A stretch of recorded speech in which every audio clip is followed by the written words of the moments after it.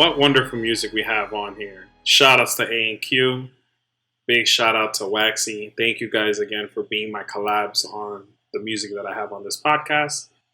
I wanted to give my thoughts on why I'm still doing this podcast. Only 5 episodes in, but one of the things that I really appreciate, and I want to give a shout out to Interstellar and Christopher Nolan, is this is the reason why I'm doing this podcast. Just getting that deep dive into the films that I'm reviewing and having a whole new level of appreciation for them, especially to Interstellar. I thought it was one of his weaker films, and I was completely wrong. After rewatching it, I definitely found a whole new level of appreciation for it.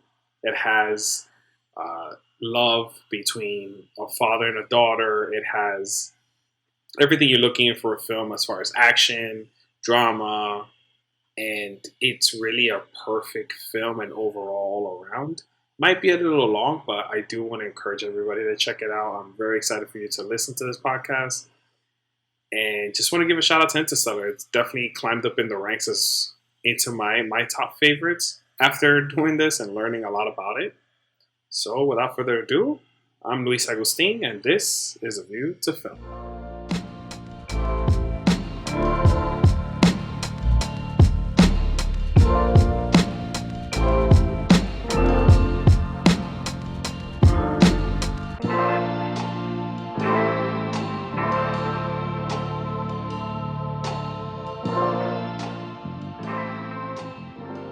Welcome back to A View to Film.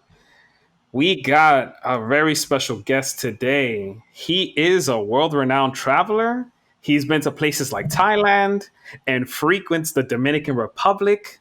And little known fact, he is a big anime and manga fan. And one of his favorites is One Piece. Ladies and gentlemen, Mr. Alberto Pichardo. Welcome, bro. Thank you, sir. Thank you. Been hearing the podcast for a little while. Big fan. And Thanks, man. Let's see Thank how you. things go.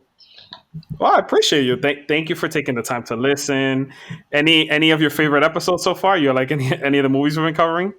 I guess the last one with you and Oliver was hilarious because I was like very very insightful because you guys spoke about Back to the Future, kind of different ways that I kind of thought about the movie. So I was like, oh, pretty interesting.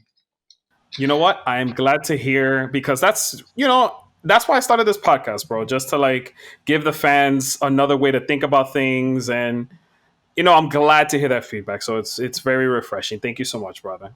Anytime. Yeah, man. So before we even get started, do you got anything you want to plug? Any shout outs you want to give before we get into it, or you just want to dive in? No, just Nah? I guess the plug with Oscars. Play the tape. That's the only one I got. For those that don't know, he's shouting out our boy Oscar's podcast, Play the Tape. So shout out to Oscar doing big things at Play the Tape. But yeah, man, let's get into it. What movie did we decide to talk about today? So after a little while of discussing it between you and I, we finally decided on Interstellar. Sweet, man, sweet. I'm actually going to give the fans 2 teasers. The first tease is I'm actually going to do another Nolan movie next week. And the other tease is this is not going to be your first time around on season 1 with us. Mm-hmm. So people are going to be looking out for you for a future film. We're not going to tell them yet, but it's going to be pretty cool, brother. Yeah. But thank you for actually picking this one because I literally forgot how amazing this damn movie is. Bro, me too, man. That's one of the things I wanted to mention, that when I first saw it, I thought it was pretty cool, but I was like, wow, I really saw it again. I'm like, damn, this has some very dramatic scenes, very inspiring scenes. And that also leads me to another quick shout out that I want to give before we even talk about the movie is that, Bob and Doug just landed back on Earth. So shout out to them, how they just got back from space. Mm-hmm. So super cool to see that. And it kind of inspires all of us to really check this movie out because those are the kind of things you want to see, and I'm really glad that at least the space program is continuing, and it's pretty cool to see stuff like that. No, definitely. It just gives you this. These are the type of movies that I enjoy because just like that, what if Nobody really knows. Like we're just, uh, I guess, not even a pebble. We're even a microscope of this universe, introverse, whatever you want to call it, and it's just crazy. Yeah, I agree. I completely agree, bro. It's nuts to even think about, you Exactly. know? So I was gonna say, so like you kind of dived into it, but why do you like this movie in particular so much? It's just it opens up your mind because we know about this planet. We know about, well, no, we don't know much, but about the ocean, which is another thing that we need to focus on. But uh, the Should we, universe is we amazing. I was gonna say, should we do a Poseidon podcast real quick? We could.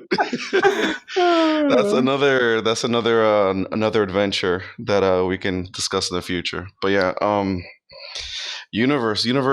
It's the best way to describe it is that Men in Black movie. At the end, when Right. you see the aliens, that we're just a little marble, our galaxy, so to speak, Yeah, yeah. and we're That's just true, like and they're in just a and they're bag. just playing around. Yeah, yeah. Yeah, That's like the perfect just idea of how minuscule we are. let's get right into it. So, as far as like the scientific breakdown of this movie, um, it one note that I wrote when I first started watching it was like, does it oddly also remind you of what we're going through in 2020 as far as like needing resources Hmm. and trying to get away? Yep. Like what do you think about that? That's exactly why I brought up the movie, because just man, basically Mother Nature being really, really pissed at us to an extent, and the human population dwindling down, generations going, lesser and lesser, and it's just getting to a point where we have to break out of planet Earth, either try to figure out a way to fix it, or if not, is Right. find another new home, so to speak. But it's funny how the movie starts talking about Mars, but not Mars as a habitable planet. Why do you say that point? Because well, in the real world, we're thinking about Mars as being the next quote unquote Earth, so to speak, and the movie just Right. completely avoids it. It's just like, no, like there's something better out there. I was going to say that. I mean that's twofold though, because in retrospect, if all the planets are going towards the sun, then eventually Mars, in retrospect, you would think that it would become more of like the Earth, right? But then in Hmm. the movie, they're like, nah, man, yo, we gotta go, we gotta go hard or just go home, man. Like, let's just shoot for like whatever happens. You know what I mean? Yeah, because at the end of the day, we really don't know much. Well, the public doesn't know much of Mars, so who knows? Who knows if that planet is actually habitable? So they're just Yeah. trying to find the perfect quote unquote Earth, so to speak. Right. So let's dive in right into the movie. So in the movie, you see we get introduced to Cooper, has his family. Obviously, he's running his farm, whatnot, and like so. As far as like the first like couple of minutes of the movie, did that? What did you think of like the opening of the movie? Did you like it? Did you not like it? Would you change anything? No, the it was a good way to try to set up Cooper's story. Him, well, they didn't really speak about much about his background, but him Right. having those crazy nightmares of his crash. An individual that's super intelligent, but he's just literally stuck as a farmer, and his family as well. Do you think that the government or they made him become more of a farmer because of what was happening, just like they were trying to push his son? Or do you think that he was just like, F it, like I'm not cut out to fly? Like, what do you think? Like, do you think he got hurt? Yeah, I think he got, well, mentally, his mindset just crashed after Right, that, because the way that he's like getting those cold sweats, and then his daughter's like, "Oh, you had the dream again," and right. he's like, "Get out of here." But he's an intelligent individual, and they're currently going through a drought with water, they're with food, so they're trying to use his intelligence to try to combat it that since he couldn't be able to do the other part. So we find out that his daughter's name is Murphy. Why do you think he did name her that? Murphy's Law. Anything that can go wrong will go wrong. Yes, but yeah, Murphy's Law is that, but at the same time, the way that he saw Murphy's Law is not in a negative fashion, but in a positive way, because not everything that we can find in, let's say, in the situation that they are in currently in the Hmm. movie, that there's always a way. Like don't ever question how things are. It's just a matter of trying to figure out the next step. Yeah, I guess my whole point of like bringing that up is because do you think Nolan like basically wrapped his whole movie around that like premise? Because I guess Cooper was trying to go ahead and look for other alternatives while everybody was just like, "Yo, let's just settle for like this and not Hmm. even push." Does that make sense? Like, hey man, it's going to shit. It's going to shit. But Hmm. him and his daughter were the only ones that were like continuing to just push the story forward, right? You know what I mean? Yeah, yeah. At the beginning, yeah, it was just them two, and at her age, she's pretty much a genius at that point, because Right. like you said, everybody's just like, just we're all gonna be farmers. That's what we gotta do. This is gonna be the rest of our lives kind of thing. And they Right. were like, no, like there has to be another way. Like there has to be something. So here's an important question: do you think the moon landing was a hoax? As more information comes out, I believe the initial moon landing, I believe it was, honestly. Because Why? Whoa, controversial on the podcast. Why do you think that? We're gonna start a war here before we even went to the moon. I'm gonna get canceled early. It's fine. Yeah, you're very early. That other movie, the what is it? The astronaut movie with the pretty boy. Ryan Gosling. Yes, thank you. The Ryan Gosling Yeah, movie. That movie. yeah. First man. First man. First man. I First saw it. Man. Yes, First Yeah. Man. So First Man shows you I think in retrospect that point in the US where they're just going crazy trying to get to the moon because Russia's, competing with them, China, X, Y, and Z, and they Right. try, I don't know, they're trying everything. And then at the end they just, I don't know. At the end of the day, I think it was baloney. The first one. I think eventually we did, but I think that first one they just did it so that they can still say that US is number one essentially. I could see that. I could see that. That's a good one. That's a good one. I wonder what the fans will think. Maybe I should throw like a questionnaire out there and be Yeah. like, "Hey, think it's hoax? Not a hoax? The first one only, right?" Yeah. So now, as we're getting into the movie, right? So he takes his kids. They come back home. Obviously, he's getting hints towards his mission. Why do you think at the beginning? Because Cooper obviously doesn't know what's going to happen, right? We all know as Hmm. audience now when he saw it. Why did he just go? Why didn't he just listen to his daughter and just stay? Like, He knew there was something more. If you remember before that, when he was speaking to his father-in-law in the baseball game, right, and he was like, and the and the and the father-in-law, he was like, "Who's all these schmucks playing baseball?" Back in my day, and they were right, and they right, were right, wearing right, Yankee gear, which is hilarious.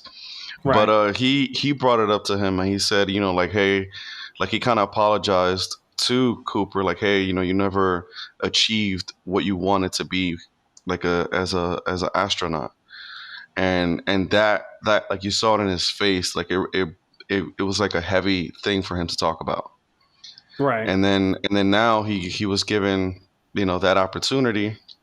I don't know. We're gonna spoil a lot of stuff, but Spoiler warning. Everybody, if you haven't seen Interstellar, stop the podcast right now. Go ahead, spoil it. What were we gonna say? Go yeah, ahead.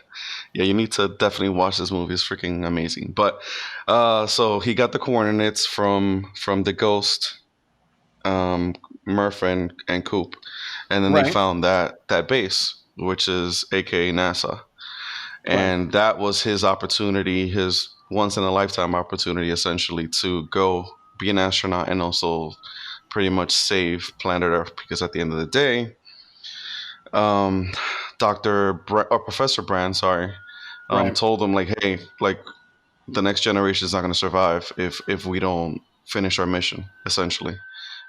And that's when he started explaining to him about the Lazarus missions. Right. Did you like that name, Lazarus? I immediately thought of Yeah. Batman. Yep. I was Same. thinking about It's that. great. I was gonna ask.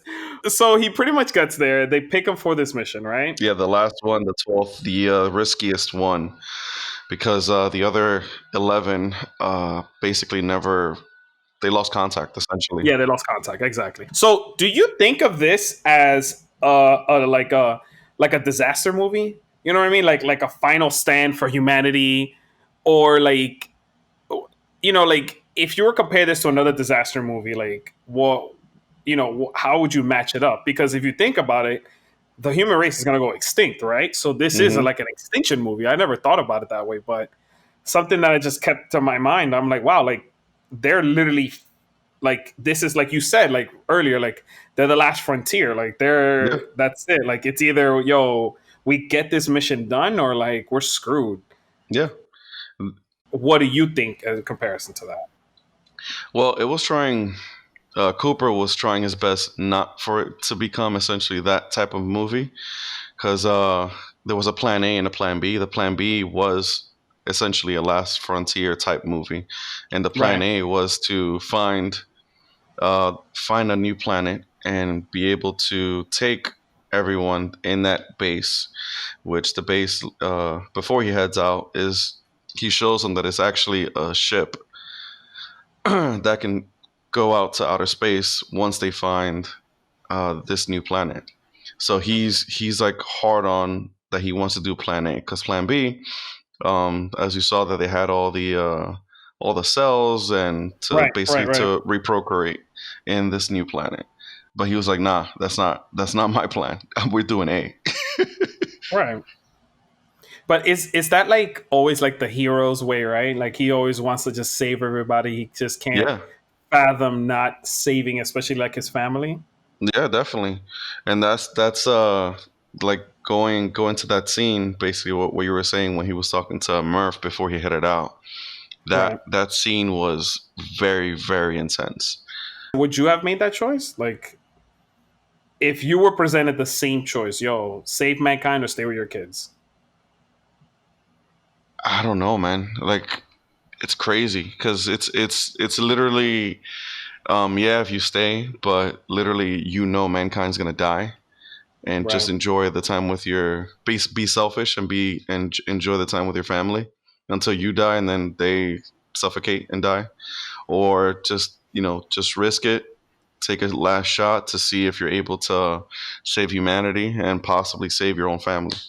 So I don't know, in his intelligence and at the same time him losing that opportunity prior to becoming an astronaut, and this was his Right. last chance. I think I would have gone it. I would have gone for it also.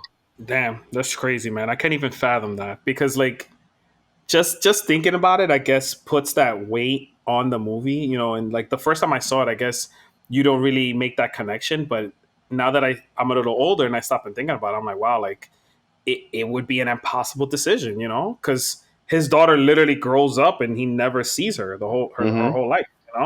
Yeah, that's what I'm saying. It's a really emotional movie, ups and downs, a lot of it. Yeah, But that scene itself is one of my favorites, because it's that room itself is tied into the movie, and right. she's tied into the movie as well. I think it's one of the most powerful pieces in that movie. So all right, so Coop is in, right? Boom, he leaves. So here's the first question for you. You're going on a trip to Saturn, right? Alberto, get in, man. We're going. What would you pack? Like, let's say you had to pick one video game or like one movie to rewatch, a Shit. music choice. Like, come on, bro, give me the list. Like, you can only have one video game. God Which damn one it. you taking right now, bro? You got to make the choice because you got a long trip. You got like 2 years to kill. You I can got only two pack years to one. kill. But you could I, only pack one. I guess I'm going for Final Fantasy 7. Ah, I like it, man. I think I would make the same choice. I'm going with 7. I'm going with the easy one. You know you're gonna have to burn a lot of time through it. That's true. You could have unlimited music, right? But like they're like, oh, we only got room for one video game, bro. As far as music, god damn, I don't know, man. It's just too much. There's Nas, uh, there's Logic that I'm currently vibing on. Oh yeah, There's nice. there's Shout J. out to Cole, Logic. J. Cole, Biggie, Tupac. I don't know, man. That's gonna be tough. But I don't have to make that choice, man. We live in 2020, so I know. you could put an external. You could put all that. That's true. That's true. I'm just making it harder for you. I'm making it harder for your trip. Like, yo, mankind can't divert all these resources to your stupid trip. You need to pick one. Hey, man, I'm taking my external. It's 2 All right, terabytes. fine. I'm good. Fine. All right. So they make the jump, right? We Hmm. see this whole cinematic thing. They finally dock. They're on the way. They get past the black hole, right? Yep. And they go to the first planet. Yeah, yeah. So exactly. So now the movie comes to the first dilemma, right? Hmm. They got three planets that they know for a fact they can head to, right? They got Miller's planet, Man's planet, and Edwin's planet, right? Hmm. If let's say once again, this is your trip, right? This is Alberto. Yo, Alberto, you're running it, man. You're Cooper. What are you deciding when you're presented all the facts? Because they break down all the facts. The scientists are all trying to convince you. They're all scientists. You're the pilot. Like, yo, it's your call. What do you think? What would you have done right there? Well, if I'm not mistaken, I think the closest planet was what was the first one that the first planet? Miller's Miller's planet. planet. Yeah, the one they Yeah, went to, right? It was the closest, but you had yeah, that time thing, right? yeah, and it made sense what Cooper brought up. He's like, yeah, we're gonna lose time, but guess what? If the information there is valid, we can go down there, knock it within an hour, and yeah, we're gonna lose 7 years. But if the information there is correct, then one is gonna be perfect for planet Earth because that whole 7 year loop, you're actually gonna be slower if you live there, which actually would Right. be perfect. But at the That's same, true. which Yeah. which it gives you like an idea, like, hey, if we stay here, whatever 7 years is 1 hour, which shout out to DBZ, that's what I thought. Yeah. Yeah. uh, Yeah. Cause I was like, yo, that'll be awesome. You save a lot of I was gonna time. I was gonna say for the fans who don't know, that's Dragon Ball Z, and that's the hyperbolic time chamber, right? That's what we're talking about. Shout Yes, outs. yes, sir. But yeah, it'll be awesome. And then at the same time, the time that you're saving in that planet, you can use that to gain more knowledge and possibly even go to another planet or whatever the case may be. So I'm like, hey, Right. it's risk or reward. Right. So here's my counter. Why wouldn't you just save that for last on your way back? Because you're Cooper, right? And I know for a fact he was always gun ho. I'm like, no, no, no, I'm coming back, bro. Like, Hmm. I don't care if I have enough fuel or if I don't. So why wouldn't you leave that one for last? That was always my first question. I was like, bro, so just leave it for last. Let's go to the one of the other ones that we know we have good prospect on because one of the other scientists was sending us messages, and the other one was the even more inhabitable, but was the furthest away. Hmm. Why wouldn't you just leave that one for last? Because if you knew you had that time risk, what do you think? Supplies. Because what if you go to the furthest one or the second furthest and there's nothing? Then you wasted time and supplies, and their supplies are super limited because that's literally the last frontier. So that's Right, the last thing you want to be our doing. video game stock, our video game stock was gonna Yeah, run. it's like, hey, we're losing air, we're losing food, we're losing Right, resources, and it's just like, hey, hopefully the closest planet is habitable. That way we can just knock it out, use our supplies that we have to send back Earth the information they need so that they can shoot everybody over there. right, That was right. That's the true. easiest mindset or easiest That's true. option. I mean, I'm just saying, if we were in the cockpit together, I would have been challenging you, like, bro, let's just go over there, man. Like, why not? But Yeah. And then Edmund's planet, which we'll talk about later. yeah, yeah, we'll Um, talk about that later. We'll talk yeah. about that later. All right, so this is a perfect segue. So they decide to go to Minner's planet, and now I wanted to get into the part where I talk about my favorite scene, which was when they land on Minner's planet. Like, let me tell you the reasons why I love this scene so much, bro. Like, I think out of a lot of like the Nolan films and a lot of the films that I've watched, I think that it is one of the most perfect adrenaline driven scenes because not only so they land, you know that every hour they spend is 7 years on Earth time, right? Mm-hmm. So the danger of losing all those years, so the clock is ticking. So like it's such an accelerated clock. You're like, holy crap, we land, we got to get shit done, right? Mm-hmm. Yep. Then the tidal wave on the big screen. When I first saw it at IMAX, like, bro, like chills, man. No, not even. Well, but even before that, like once they land, like didn't you see it kind of weird that they're just landing in the middle of the ocean, quote unquote? Right, right, and the whole thing is the whole planet is full of water. Yeah, and you're just like, oh, at first when they land, like, oh, maybe that part is a little bit low, so they were Right, able to land there. And ironically, it was close to the beacon, so it was like, oh, it's a right, win-win. They can go grab it and then figure stuff out. But right. then little did we know is that it was receding because there was like a 2,000 foot tsunami going straight at them. Dude, when I saw that tsunami, I was laughing. I was like, it's just absurd how high that thing was. Right, right. I was gonna say Nolan. He's a big fan of just not using CGI. So like, they were, I think it was in Iceland or something like that. Yeah. So they were saying that Anne Hathaway almost got hypothermia because of all the water because they kept trying to splash it on her because Wow. her suit was kind of open. So that's how crazy. Like he was trying to simulate as much waves as he could while they were filming there, but it was crazy cold. So that was like one of the trivia's that I read up on. Yeah, But definitely. bro, like, yeah, man. So like Yep. back to the shot. Like the shot was immense.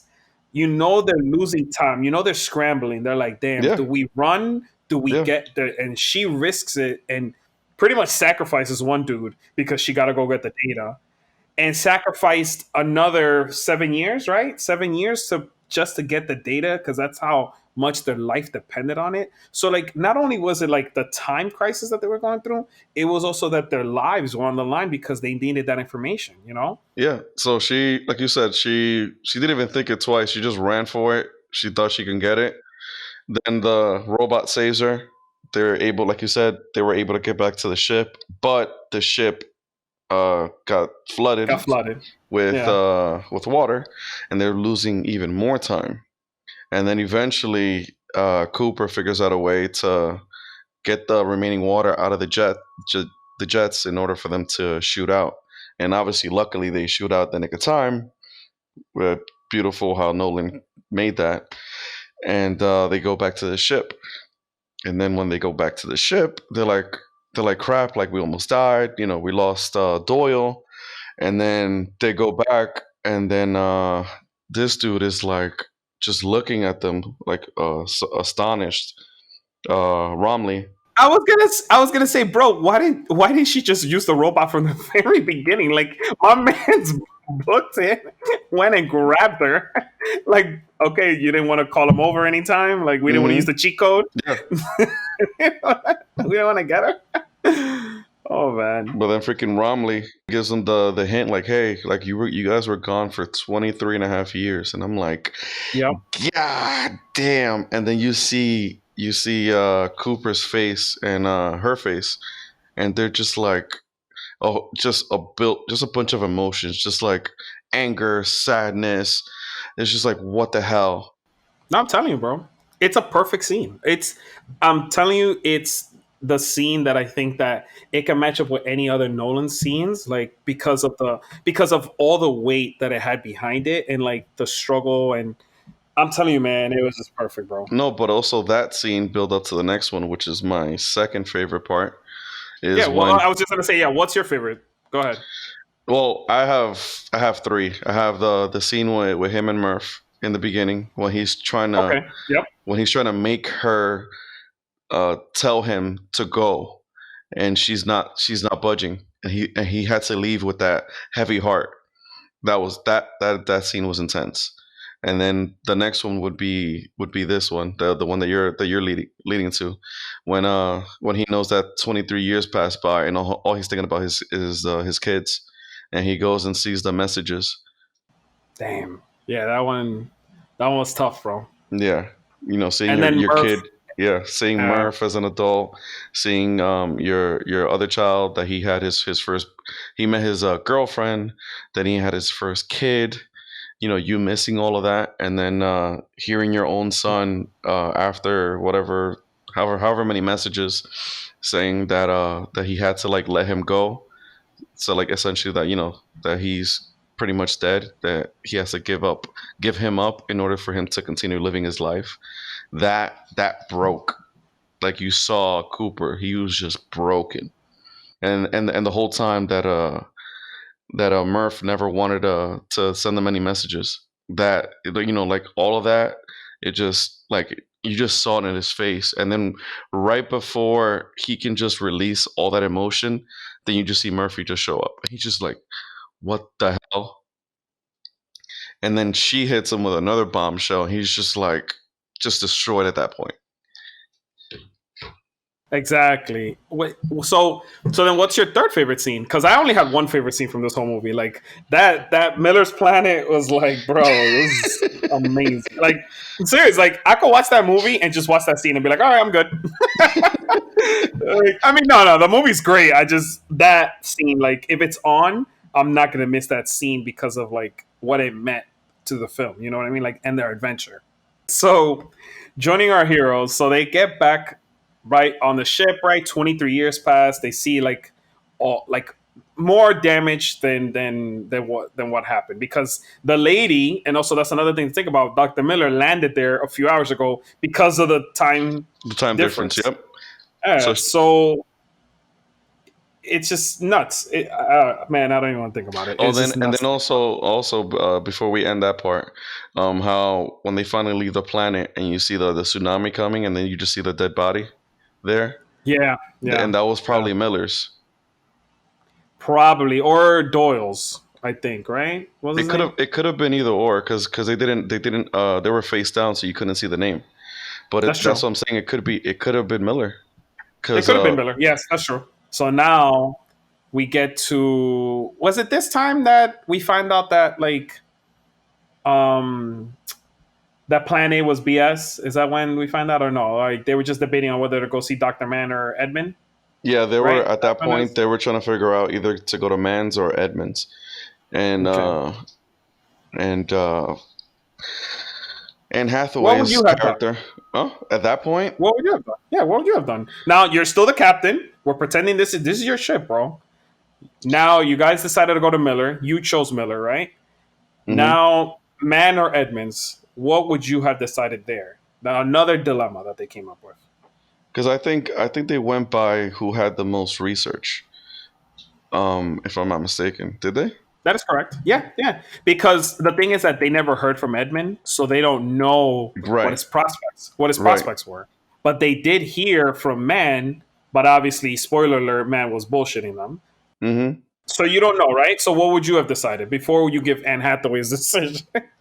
Yeah, Brand would just wanted to go because her lover was Edmund, and she just Right. wanted to go to see him, like, just to have that last opportunity, kind of Her thing. side piece. Yeah, her And little then side piece. and then Cooper was like, we can't risk the whole mission just for that what if, because we don't have any information. Like, I understand that he's your lover, whatever, but like, I'm not gonna risk that. And Right. at that point, since you had more information from Mans, then you're gonna head over there. So they land in Mans, right? Hmm. Did you see him betraying them? Well, the first time you ever saw this, be honest. Um, at first, no. I started getting indications when him and Cooper started walking to go find whatever the hell they were gonna go find, and I was like, this is kind of suspect, you're just taking him by yourself. I was like, what the hell is he thinking? Like plotting. And then he sends Romley to his quote unquote base camp to go get more Right. information. And then when they get there, like everything is trashed, and in order for you to get into the computer, you had to like put in a password. So I'm like, why are you making things difficult if you sent them quote unquote over there to get X, Y, and Z? Right. Right. So that was like red flags. I was like, danger, danger. Call him But at back that up. point, yeah, at that point, Cooper didn't know. Obviously, we know because we're seeing both scenes at the same time. Right. Do you think man was an asshole for doing that? Hell Straight yeah, up. Yeah. hell yeah. Like I understand his logic. One, like he's just thinking about humanity. He's just thinking about going to the next place. He knows for a fact. He said it that the moment that he arrived to that planet, he knew there was nothing there, and there wasn't any way, I guess, for him to get out of that planet and go maybe to Edmonds, for example, or to Miller's to join Right. them. So he was just stuck there. Yeah, because it was a suicide mission. But Yeah, aren't Cooper and him really trying to get to the same goal, right? It's just to save some kind of humanity. yeah, So if you think about it from his point of view, if he's the smarter scientist, his survival probably would be more beneficial of him getting back versus somebody like Cooper, no? yeah. Because at that point, they Professor Brand was the one that told Murph the truth that Plan A was bullshit. Essentially, Right. I guess they really truly did want to do that, but he figured out years ago that Plan A was not going to happen. Like there was Because literally he no didn't, way. yeah, because he couldn't figure out the equation, right? He had half the solution, right? Yeah, and the other one was gravity, and they had a theory that within the black hole would be the other part of that equation in order to help them complete Plan A, which Right. obviously they didn't have at the time. So yeah, Professor Brand knew from the get that that Plan A wasn't going to happen. It leads to my favorite quote of the movie, which was said by Dr. Mann. So he said that our survival instinct is our greatest source of inspiration. Yeah, So that's what I was saying. Like I think that when Cooper starts off this movie, that's his survival instinct kicking in for his kids and for everybody else, right? But yeah, mostly for his kids, I would say, for his family. yeah, But definitely. Dr. Mann's survival instinct kicked in because of himself, because he was greedy. Like, you know, you can, I guess, you can use survival instinct to either feed into the good of the movie or to the evil of the movie. And I guess that's where we just see like that parallel, like one person fighting for this, but they have the same objective. You know what I mean? So that's why I really like that quote. Yeah, but Dr. Ben also said at the same time that your survival instincts, Cooper specifically, is his children, like his family, Right. and he and Right. he kind of showed where, well, he kind of said that like he kind of envies him in a sense that he has that extra kick in him that he didn't Right. have because he didn't have a Right. family. So he was that's when he told him before he became a traitor, and he was like, "Oh, that that when you're on the brink of death, that the first thing that pops to your face or to your in your eyes is your kids, your children, your family." Yeah, your children, your family. Yeah. And then that's when he kind of said that like he kind of envies him because he has that, Right. and then he became a traitor. Do you, do you think he foreshadowed his death right there? Like when he said that, because he pretty much was like, "Yeah, you have a bigger kick than I do. Yeah, So yeah, he peace." did. Yeah, if you think about it, yeah. Yeah. Oh my god, that's crazy, man. What else did you want to talk about with Doctor Man before we get to my second favorite scene? Actually, I was gonna mention these two right now since we're coming up on it. Well, before you just reminded me about the quotes. I got one. Yeah. So Ooh, chime in, chime in. so my one of my favorite quotes in the movie is a part of the first scene when Murph and him are talking in the room, and he's trying to make her tell him that he can go so that he can be at ease, is the quote that Cooper's wife told him once they had their children. And she said, "Now we're just here to be memories for our kids." So essentially, the part of your life that you were just like grinding and doing everything for yourself is over. Now your life is dedicated completely to your children, Right. and that hit home. That was really really tough, really deep quote for me. It just shows you just that one, Cooper is all gun ho with his family, as you see throughout the movie, but he really was inspired by his wife that showed him, I guess, maybe that side of him, because he looked like a genius. He looks like the type that he's super genius, but when it comes to everyday life, family and friends, he didn't have that. Maybe his wife was the one who taught him how to become that. Right. I never thought about that way. Thank you. I honestly, that honestly went over my head. I'll be honest with you because I didn't really pay attention. No, I'm serious. Like I didn't really pay attention to that part, but you're right. Like they quickly did mention the mom and talk about that like briefly. So I guess I just wow, I didn't think about it in that point of view, but that's very true. It's very strong. Do you think this is the best father daughter movie ever? Give me other options to see before I say yes or no. Before I say yes or no.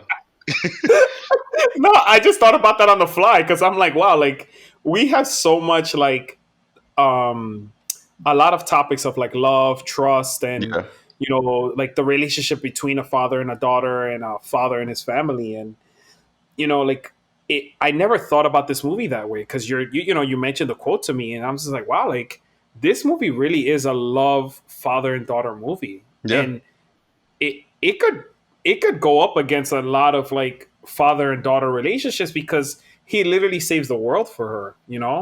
This movie has countless layers. And yeah, I would personally say yes, because I can't think of any other movies that can probably rival it. But yeah, it has so many layers. Like him and his daughter have such a deep connection because he's literally Yeah. like a carbon copy of him, essentially. And it's crazy. All right, cool. We get Dr. Man, the Yeah. thief. He Oh wait, gets wait, in wait. the ship. Go Yeah, oh ahead, go yeah, ahead. yeah. No, yeah, that's exactly what I was gonna go to. He tries to Yeah. dock.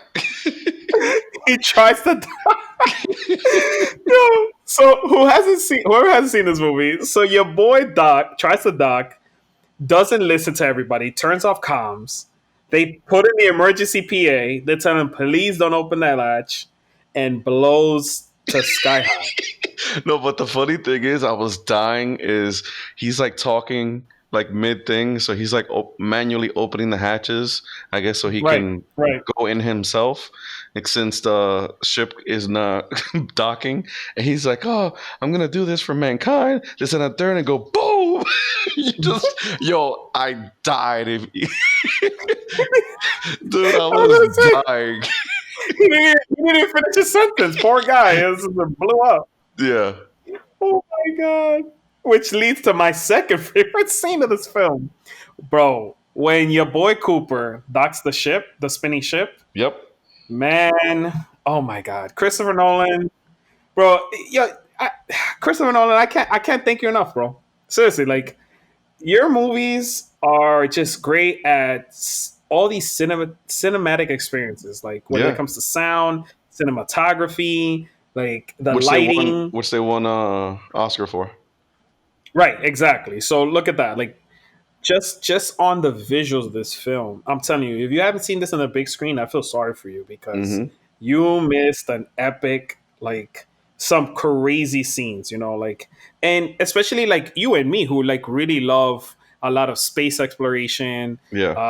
And we like to see stuff like that on the big screen. So I definitely want to give a shout out to that scene when he does the docking because I've never seen something like that portrayed on the big Yeah, screen. It's hard for me to definitely. even think about where else I've seen something close to the difficulty that he portrayed. You know? Well, even exactly what you're saying is exactly what the crew was saying. Like, no, we can't do that. Like, that's impossible. He's like, no, like we don't have a choice. We have to Right. do it, and he got it done.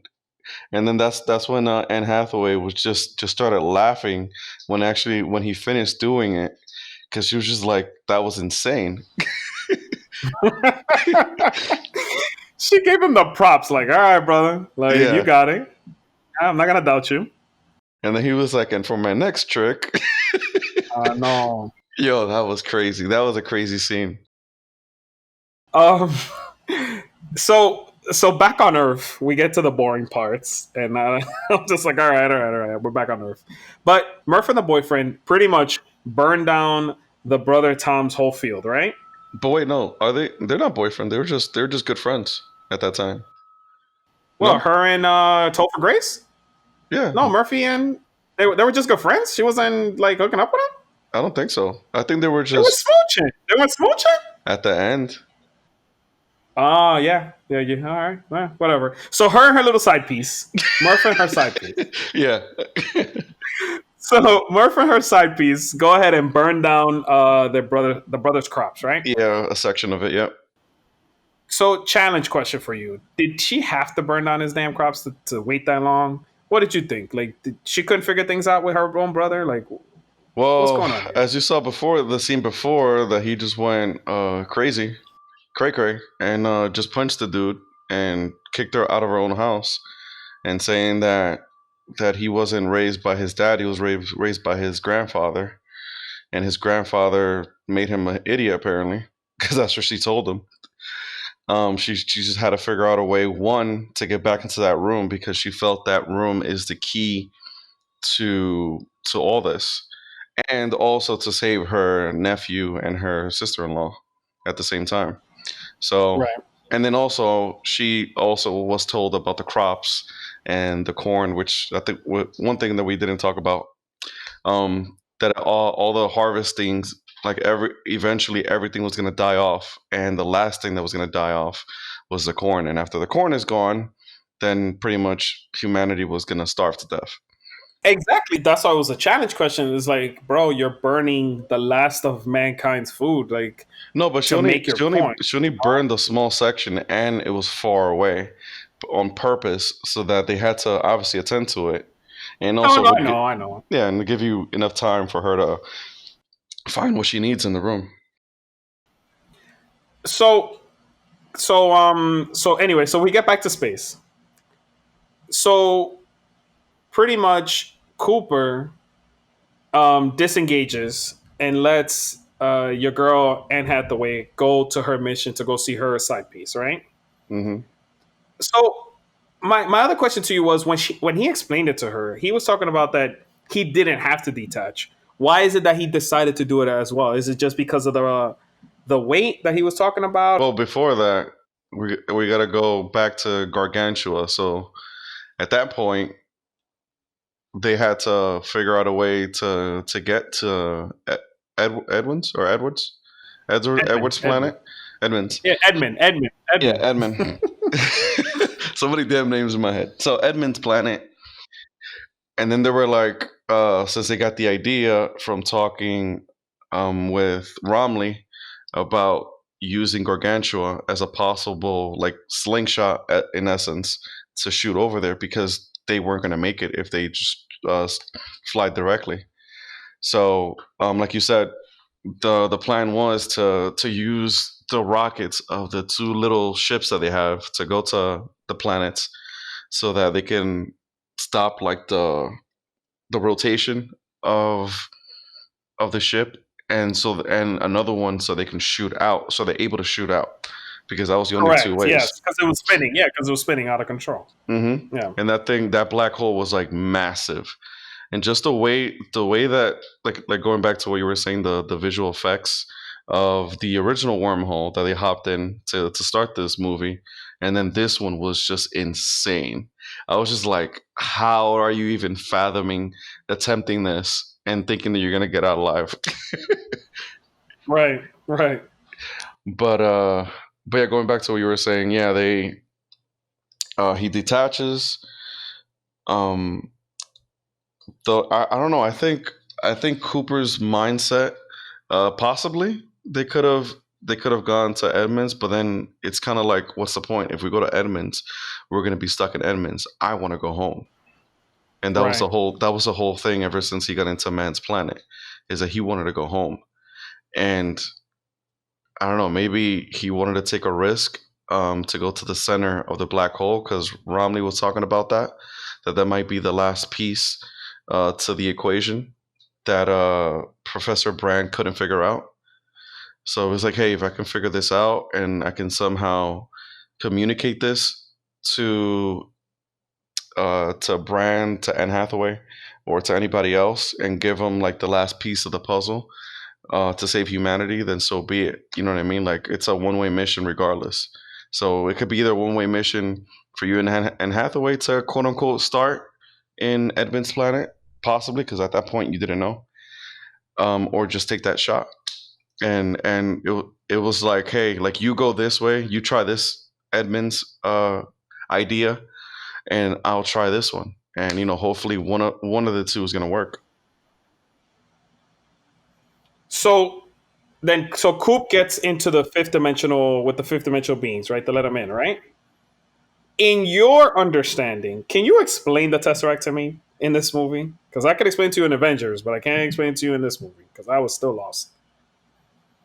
From what I got out of it, it's basically, it was created, obviously, from what Cooper was saying, it was created centuries after us, or even before us, because it's in the middle of a black hole, so time doesn't exist.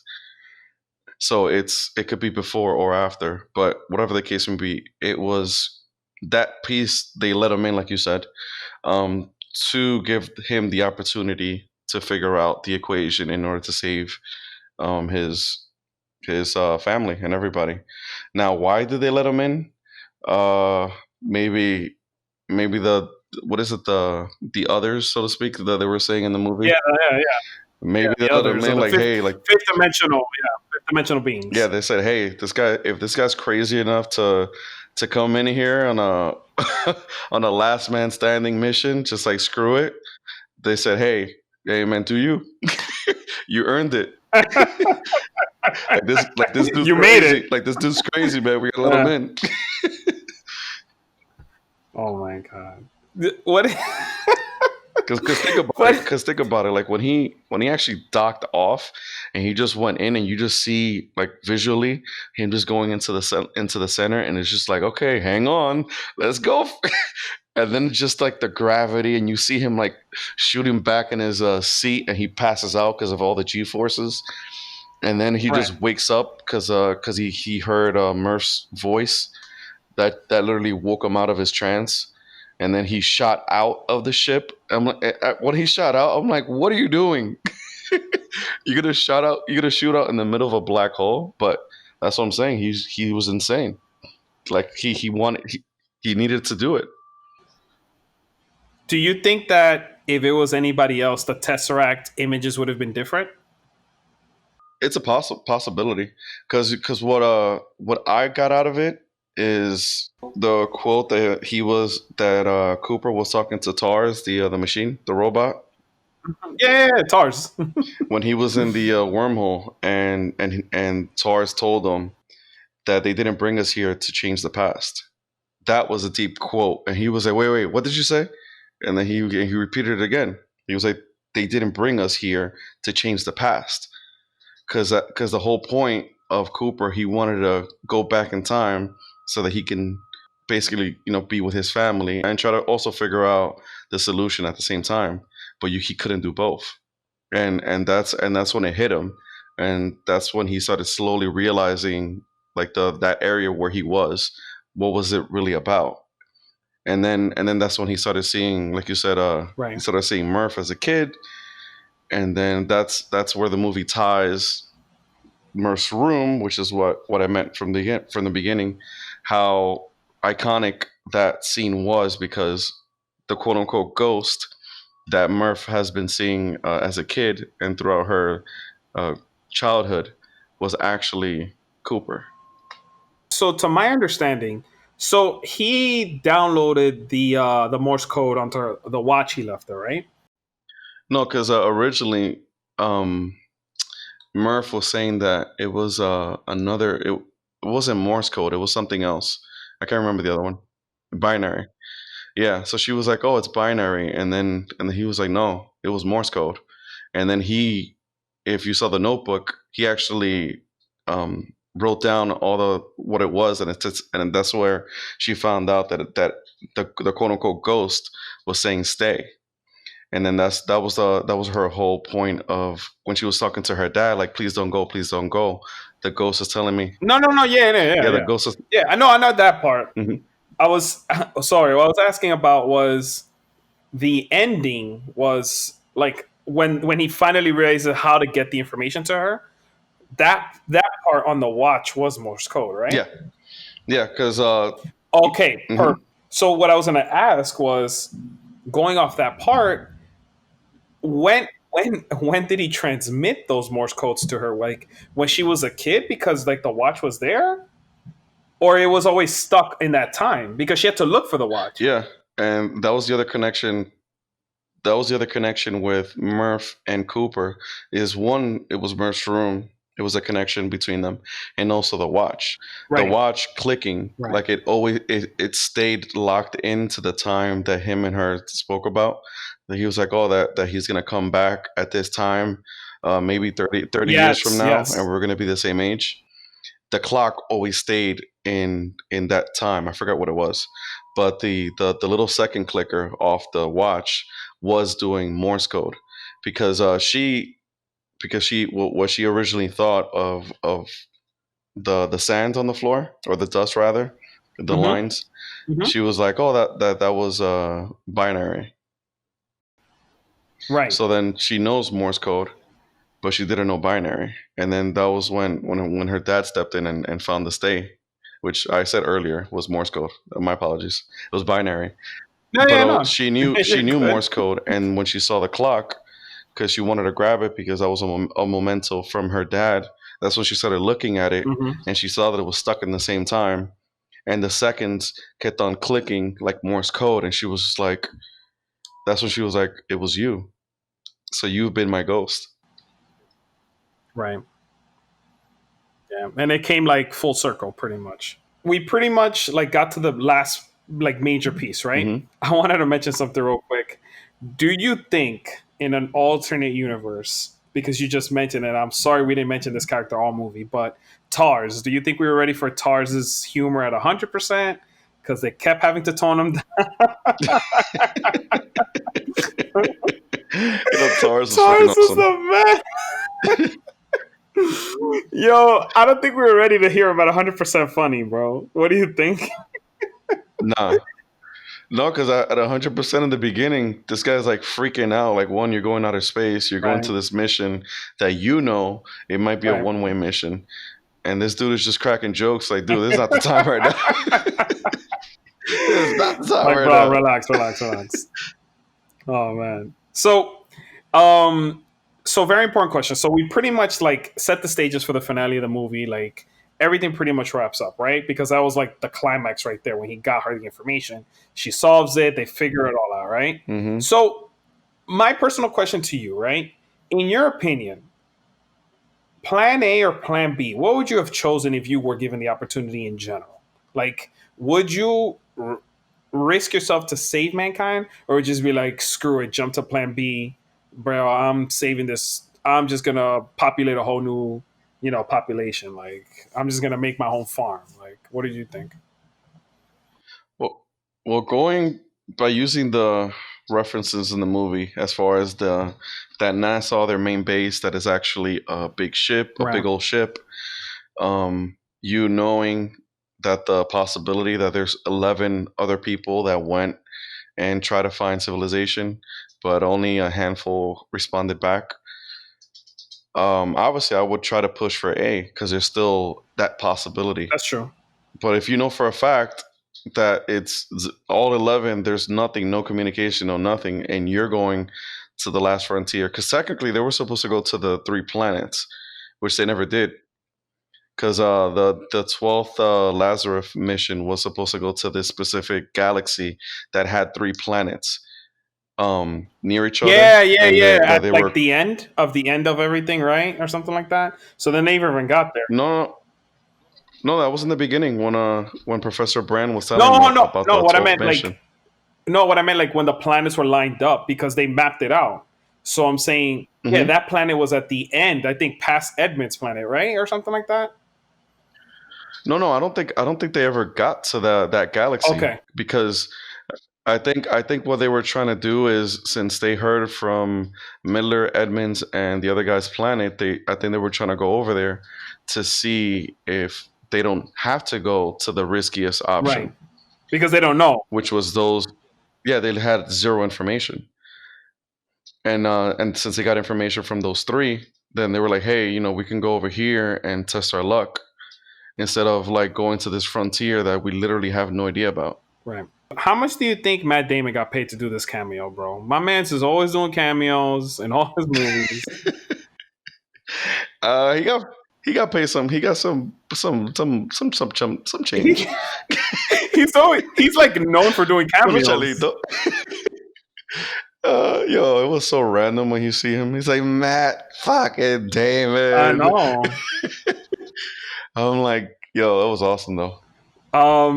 What would you have changed from this movie if you had to pick an actor, a scene, anything you want? Huh. What's a change? Uh, Probably that first dude, Doyle, Yeah. because he died way too quick. I would have done something else because I've seen that actor before in other movies, Oh and yeah, they, and they just he's in a lot of movies. yeah. So they just brought him in so he could die in the first X amount of time of the story. And it's just like, damn, Jesus, all right. And he didn't really do much either. He was just being a little bit of a pain, Right. and then he got tsunamied.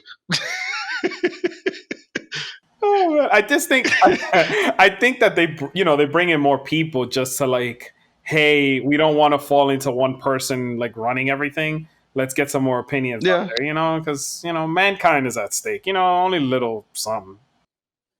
yeah, but at least do something because I don't think he brought anything because Romley was like the black hole expert and that scientific side, That's true. and then Anne Hathaway she was overall, and then Cooper was like The pilot, yeah. the driver, the pilot, and then this guy he was like supposed to be something, but he we never just didn't do we anything. never figured out what it was. Exactly.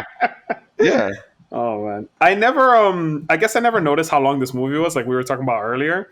Like, did the runtime affect you? Would you have cut anything down though, or like, what do you think about that? Nope. No.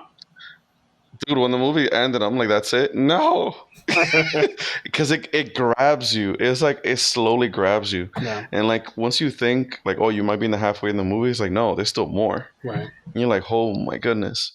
I mean, I guess I can see why Nolan included that whole part of them in the beginning to show you how important his family was and like them bonding. But I personally would have cut it a bit as far as like them tracking down the drone at the beginning or like the mockumentary stuff of like the Dust Bowl. Like I get the importance because it kind of like sets the stage of how serious it is. But I don't know. I see it as like pieces to the puzzle. Like if it doesn't have it, there's certain things that won't have that much emphasis, like how dire humanity is or was at that time. And then also, like you said, showing the family, like what the family is up to at the same time, because Murph is not just like a Joe Schmo kid that grew up, like upset that her dad left. Like she's super, super smart, Right. and she kind of like took over his steps under Brand, with Professor Brand's guidance, to to give her that ability so that she can learn more and also be a part of what we learned later is a failed experiment or the plan A, so to speak. So, how did you like the ending of this movie? So we finally see that Murph figures it out. They get everybody transported. They save your boy Coop. Like, what did you think about that ending in this film? Well, the ending itself is like after Cooper gives Murph all the information, he was just like, kind of like, just like that's it. Like he knows he was screwed, that he was done, Right. because he's like in an alternate universe, parallel, whatever, fifth dimension. He has no ship, no nothing. He's just like, hey, I did my part, Mm-hmm. and I'm not gonna see Murphy anymore. But hey, I tried my best. And then out of nowhere, he just gets like shot out, like like if he was in a toilet bowl, he gets shot out, and then he's right next to Saturn. Was it? Yes, they set up a colony. It's a moon off Saturn. I Mm-hmm. think that's what it was. Yeah, A a colony, a colony. colony off of Yeah, Saturn. exactly. Yeah, and then he just like ironically was shot out near one of those like transportation ships that were in the area, Yeah, and they found them. And then he shows up 123 years later, after his mission, and everybody's just looking at him like, well, one, he's a living legend to everybody, and two, that he's still alive.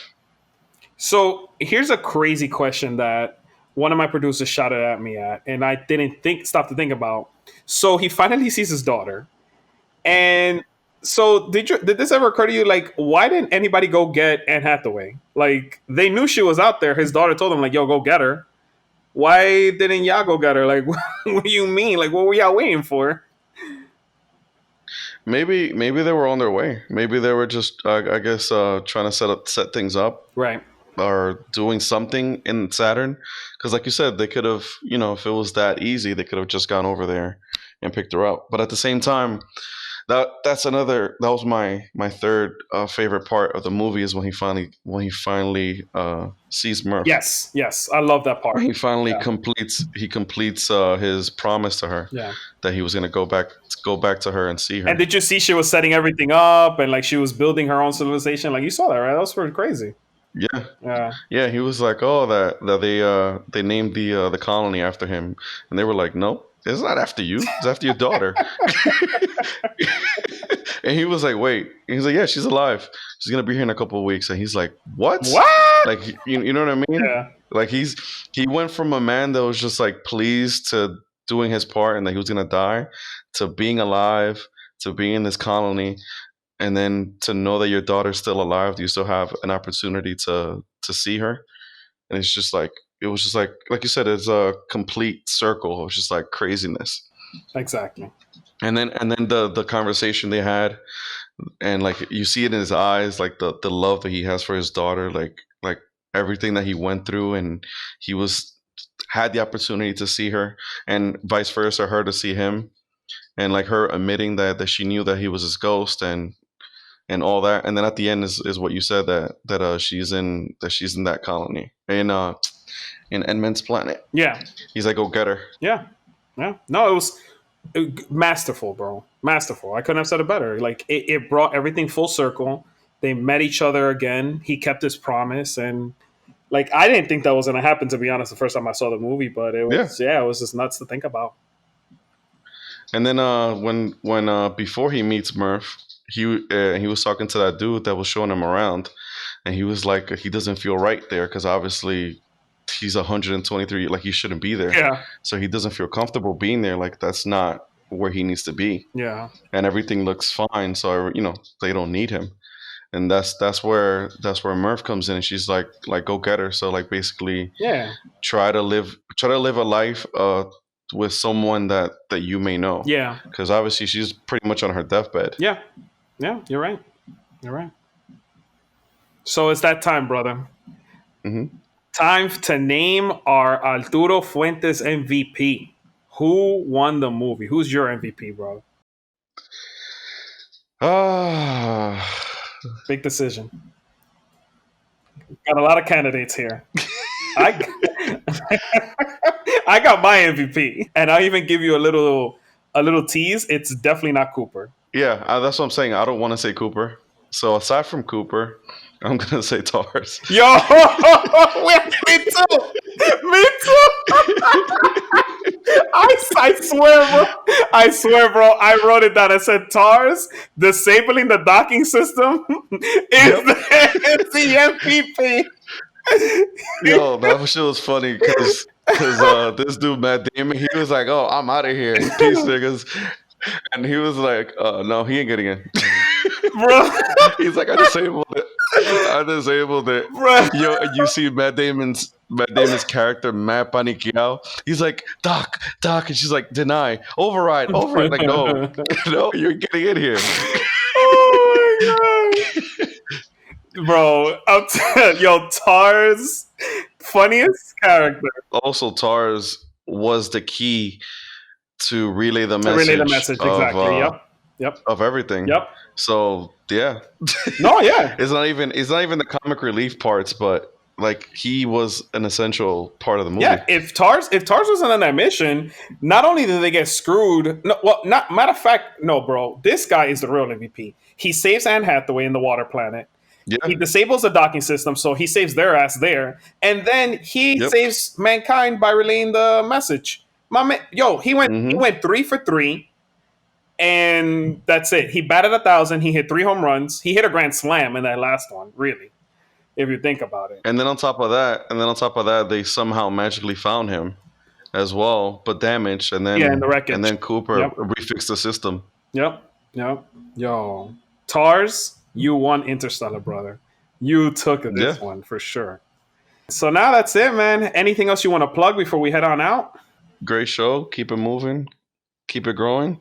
And I'll keep on hearing. I'll see who's next in the lineup. Yes, sir. Looking forward to it. Like I said, catch Alberto on a future episode coming very soon. Thanks. This is a beautiful film.